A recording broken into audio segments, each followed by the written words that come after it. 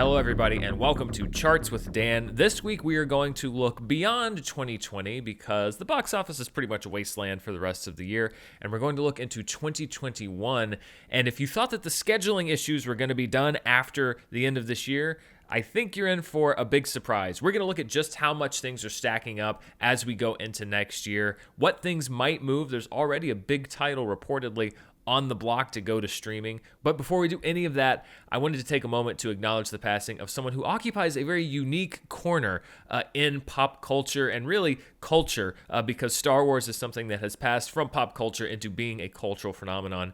David Prowse, who was the body of Darth Vader in the original Star Wars films, passed away just a few days ago, reportedly, according to his daughter, from complications due to COVID-19. He, along with James Earl Jones, provided the presence, both physical on David Prowse's part and vocal on James Earl Jones's part, of one of the greatest movie villains of all time. David Prowse was a professional bodybuilder. He also appeared in other films, including Stanley Kubrick's A Clockwork Orange. So this is the latest in a string of passings of cast members, particularly from the original Star Wars trilogy. Sir Alec Guinness and Peter Cushing have been passed away for quite some time, but we've also had Kenny Baker, Peter Mayhew, Carrie Fisher have all passed away in recent years, and unfortunately, we now add David Prowse to that list. Not the most recognizable face, but amongst the Star Wars fans, a recognizable figure, and it's been interesting to read all of the people who were on the convention circuit and who were fans of David Prowse,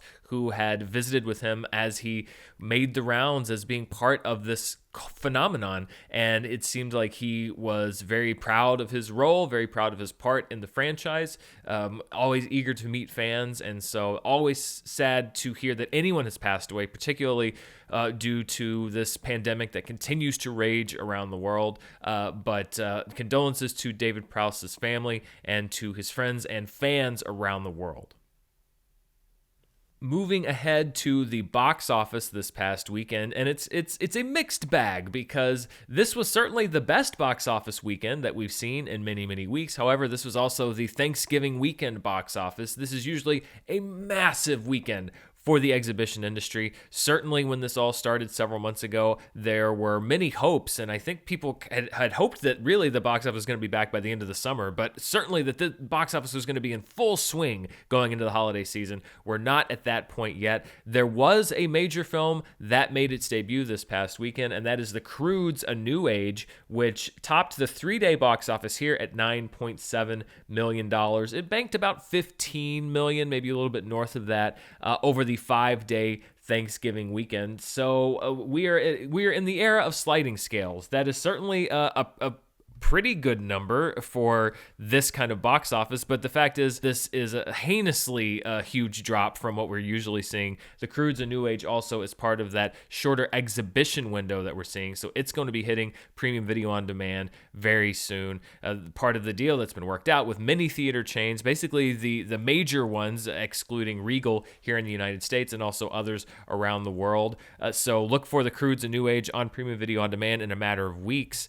We also have Freaky at number 2, The War with Grandpa at number 3, Let Him Go and Come Play, which you are going to see both of those on the premium video on demand charts for this week. So even though they were available to watch at home for the first time this past week, they were still at number 4 and 5 at the box office. But The Croods: A New Age really the only movie that is moving the needle at all. That's because there was actually some press behind it. There was publicity behind it. There were TV ads behind it. It was one of the biggest promotional pushes we've seen for a movie since Tenet opened back in the summer. And, this is a new hybrid market structure. We will see how The Croods does going forward. Of course, there's really no other big box office thing coming out that's exclusive to the movies. We have Wonder Woman 1984, of course, as we talked about last week, doing its hybrid release, but The Croods will be hitting premium video on demand about the time that Wonder Woman comes out. So we will keep an eye on The Croods and see how it does. It actually performed fairly well overseas. It had a pretty good debut over in China, so it's also a bit of a global play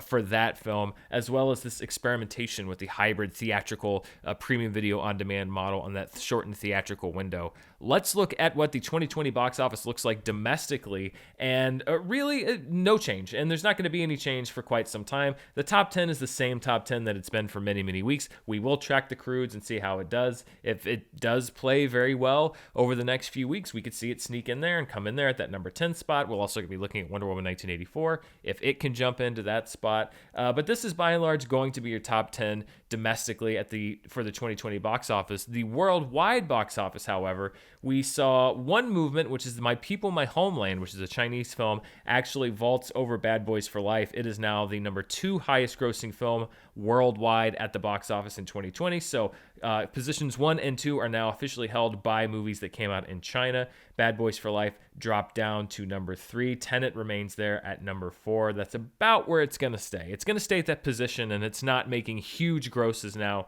week over week. Sonic the Hedgehog at 5. Demon Slayer continues to gain, however, on Sonic the Hedgehog. We'll see if it has enough to get that number 5 spot.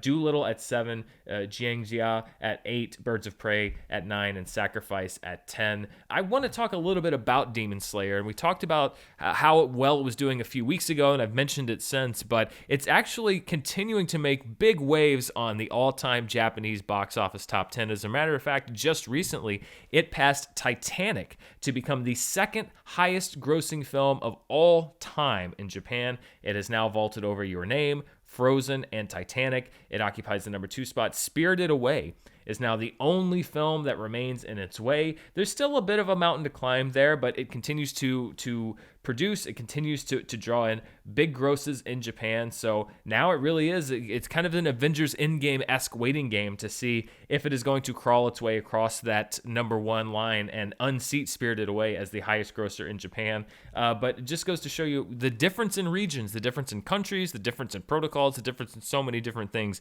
The fact that Japan is on the brink of having its highest box office grossing film ever, and yet here in North America and in so many other areas of the world, particularly across Europe, movie theaters are closed or are closing.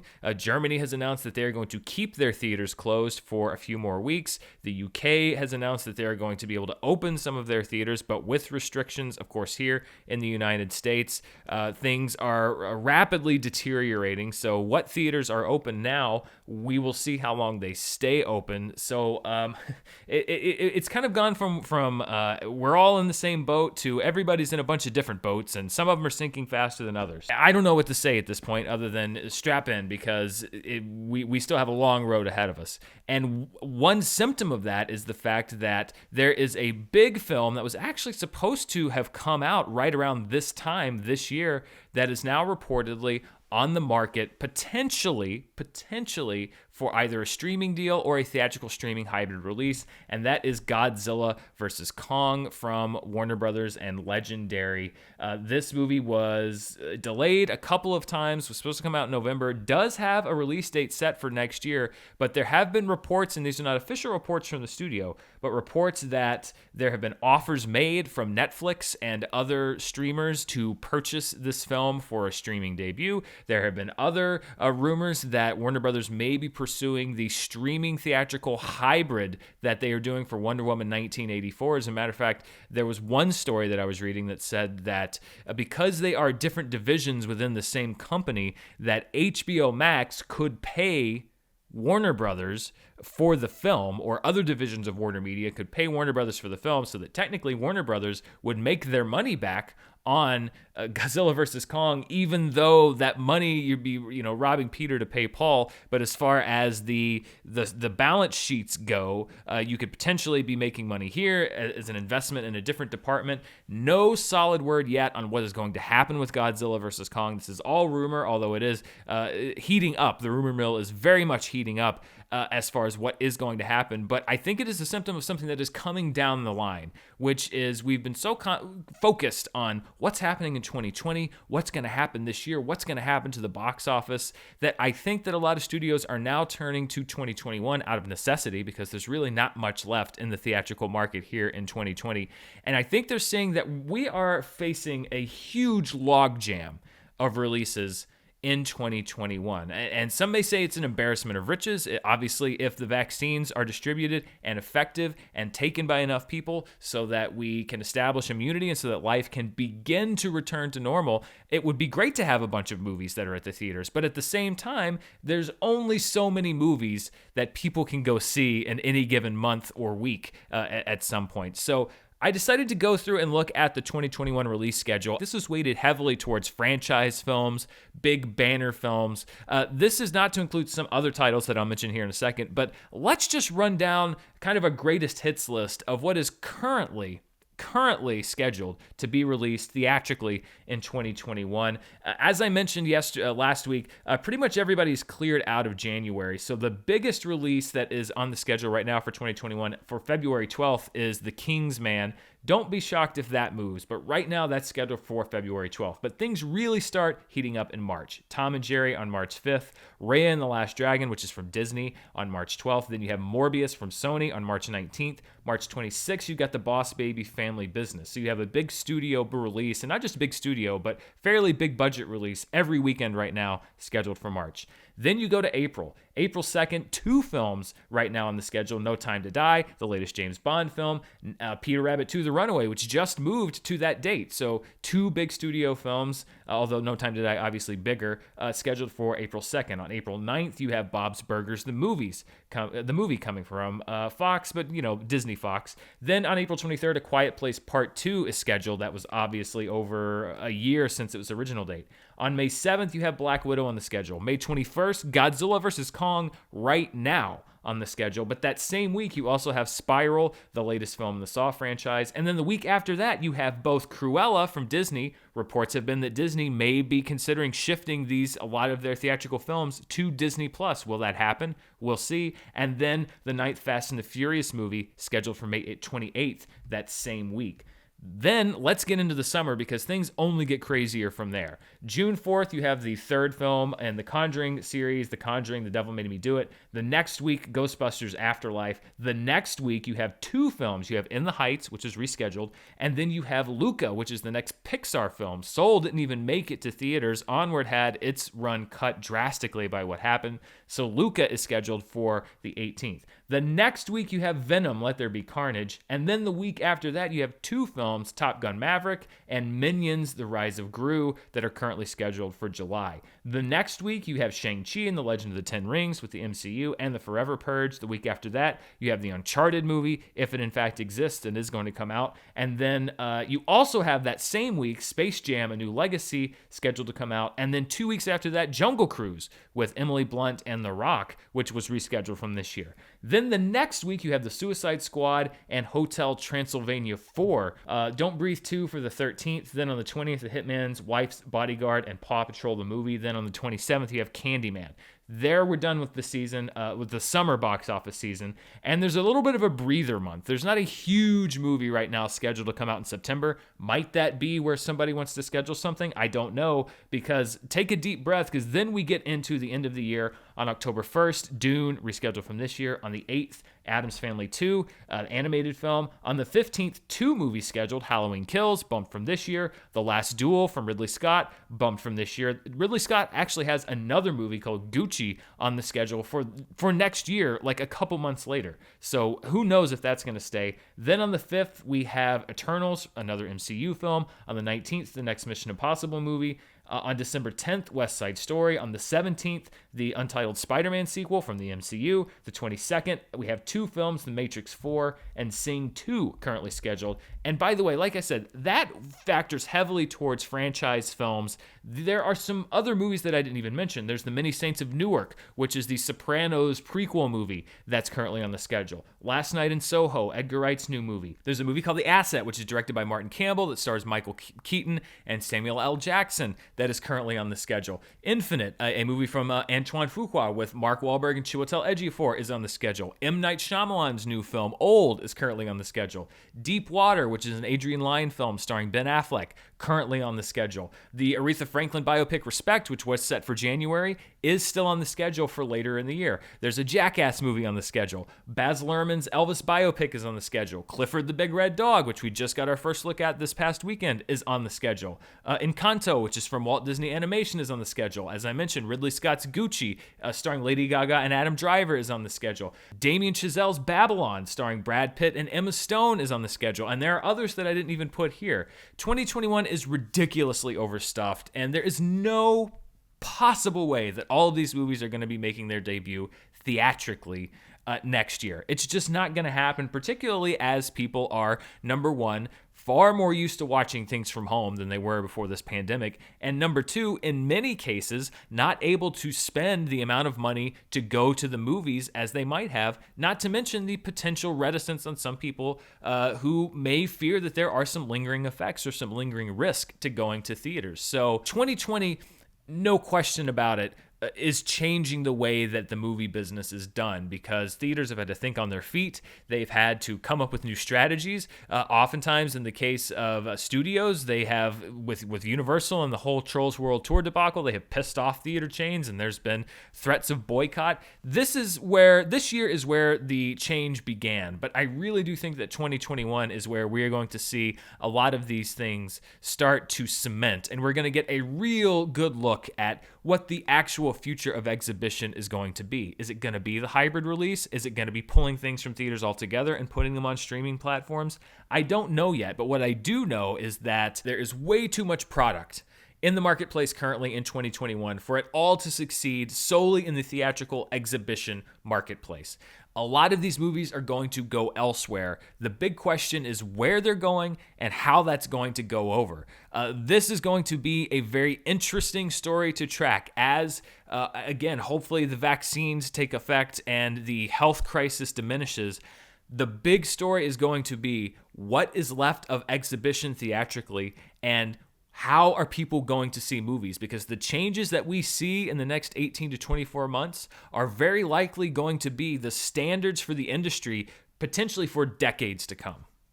Well, now that we have looked forward at the box office, let's look back and see what people were doing at a particular weekend in the past. And we are going back 35 years, back to 1985. November 29th to December 1st, 1985, and that is when the world got its first look at Rocky IV, where Rocky punched communism in the face. $19.9 million. That's a huge number. That's a big number in 1985. You adjust that to today's money, that's an even bigger number. Rocky IV, a very popular entry into the Rocky franchise. At number 2 is Santa Claus the movie in its first week. I do a monthly movie club over on my Patreon, and Santa Claus the movie is one of the films that we are going to be watching this month. I actually put it on as a bonus film because I can't make it required viewing. However, if you're looking for a really weird Christmas movie, and right now it's streaming on Peacock, I don't know if it's going to be. So many things change over at the first of the month. Go watch Santa Claus the movie. It is so bizarre. And yet so endearing. I really do think it's going to be interesting to revisit that and see what holds up from when I was a kid. I must have watched that movie 300 times when I was a kid, but it came in at number 2. Then a Disney film called One Magic Christmas in its second week took third place. King Solomon's Mines, starring Richard Chamberlain, and what looks to be like a pretty functional, at least in the marketing, ripoff of the Indiana Jones films, was there at number 4. And then Jagged Edge with Jeff Bridges and Glenn Close in its 9th week at number 5. Jagged Edge is not a film that you hear referenced that much. As a matter of fact, I was doing some practice for the Schmodown, and that came up as an answer that I was not aware of that film. I'd heard of it, but I didn't know, a lot of the information about it. Still in the top 5 after 9 weeks of release back in 1985. Let's look at some other notable box office moments from this week in box office history. In 1942, Casablanca opened on its way to a Best Picture Academy Award, one of the best films ever made, in my opinion. Back in 1975, Stanley Kubrick's Barry Lyndon opened. It would get several Oscar nominations. In 1984, Beverly Hills Cop, which was not the first big Eddie Murphy movie, but certainly one of the ones that launched him to global superstardom and was a massive box office hit, opened. And then in 1993, Mrs. Doubtfire, which, if you don't know what it's about, Robin Williams is a cartoon voice actor who's going through a very messy divorce and is going to lose the chance to see his kids. So he decides to dress up and be the nanny slash housekeeper for his wife so that he can see his kids more often. It's the kind of movie premise that we just took for granted when I was growing up back in the 90s. But if you don't know about that movie, it's a little tough to explain. I'll grant you that. It sounds a little bizarre, and really when you think about it, it is a little bizarre, but it was also a huge hit. The late, great Robin Williams, a massive box office hit for him, one of his most memorable roles. Sally Field, Pierce Brosnan, also a very memorable role for him. He would be just a couple of years from even bigger fame after he took on the mantle of James Bond in GoldenEye in 1995. Let's see what people are watching at home, and the top 10 over on Amazon is largely the same that from what we saw last year. However, there was one big addition, which is, as I mentioned, Let Him Go with Kevin Costner and Diane Lane, has been on the box office top 5 chart. It's still in the top 5. However, it was available for rental this week, so it is number 1 on the Amazon chart. The rest, almost all holdovers except for Antebellum, which returns to the top 10. 2020's Mulan exits the top 10. You see some of its contemporaries still there. So are people just waiting for Mulan to make its free debut on Disney Plus? Perhaps they have tapped out the number of people that are willing to buy or rent the new Mulan. We will see. Over on iTunes, the number 1 film is Let Him Go, also topping the chart over there. Then Buddy Games and Fat Man. Fat Man is a Mel Gibson Santa Claus movie, are new films at 2 and 3. Then we have some holdovers, Elf, Unhinged, The New Mutants, Iron Mask. National Lampoon's Christmas Vacation makes its debut on the iTunes charts. And then you have The Holiday. It's the holiday season, so why not catch The Holiday? And then my vote for the best Thanksgiving movie of all time, Planes, Trains, and Automobiles. No surprise there at number 10. I love that movie. As a matter of fact, I just revisited that film on my podcast, All My Movies, where I take a different movie from my collection, pull it off the shelf every week, and go over my thoughts on it and what I liked about it, what I think about revisiting it. I would love for you to check that out. So Planes, Trains, and Automobiles, one of my favorite comedies of all time. And then let's see what people are watching on Netflix. The Christmas Chronicles 2 tops the list. I have a review of that weird Kurt Russell Santa sequel on the channel. You can click the box and check that out right now. Then at number 2, The Beast and Hillbilly Elegy. 2 more films. Hillbilly Elegy, the latest film from Ron Howard. The Grinch is there at number 4. Hard Kill with Bruce Willis is at number 5. Then we have Christmas Chronicles and How the Grinch Stole Christmas at 7. A new entry at number 8 called Don't Listen. Then we have Jingle Jingle at 9. And Cloudy with a Chance of Meatballs 2 at number 10.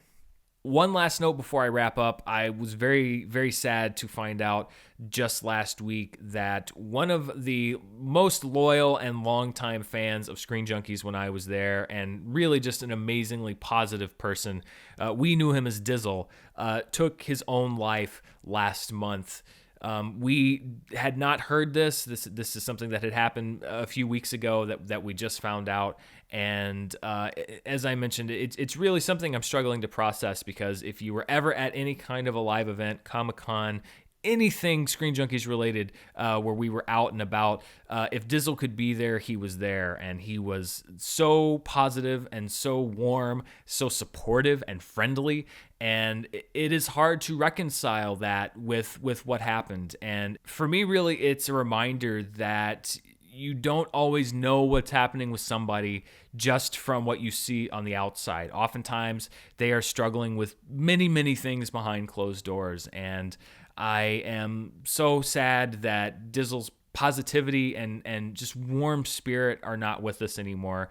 And as I close out, I would just say, please, please, please, this is such a difficult time for so many people. Many of us have been locked down or in isolation. Certainly our lives have been impacted now for going on 9 or 10 months, and things are getting worse in many ways as far as this disease goes. And I understand that can lead to a lot of feelings of hopelessness and that there's no end to this. If you feel like you are alone, please, please, please reach out to a friend, a family member, a loved one, clergy, anyone who will listen and who wants to see you tomorrow. And I promise you that there is somebody who wants to see you make it to tomorrow. One resource that is available to everyone here in the United States is the National Suicide Prevention Hotline. That number is 1-800-273-8255. 888-848-5455. And also, particularly if you are a veteran in crisis, there are specialists there and an option there specifically for veterans. Please reach out to somebody, because I assure you, even though you may feel like you are alone, you are not alone. We want to see everyone make it to tomorrow. We want to see everyone make it to the end of this crisis. And if you need help, there is someone there for you anytime. Thank you so much for watching, and I'll see you next time.